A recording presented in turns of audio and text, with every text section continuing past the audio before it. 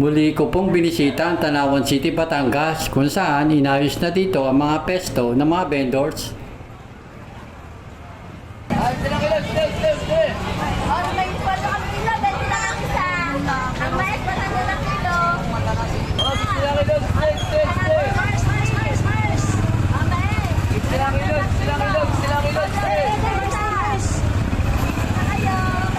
Ang ganda na ng palengke ng Tanawan, wala nang vendors na nakakalat at nilagyan na ng kubol. Kaya naman pati sa kalsada dito sa market maluwag na. Hindi na nagta-traffic dahil sa mga nagkalat na vendors.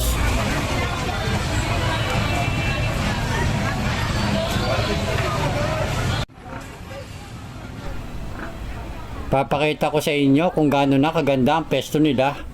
Marami kayong mabibilhan dito, mga gulay, prutas, mais, suman, mga iba't ibang lutong ulam. Kung mahilig kayo sa pares, mami, bulalo, meron din dyan. Pati mga ihaw-ihaw at mga nagsasarapang lechong manok.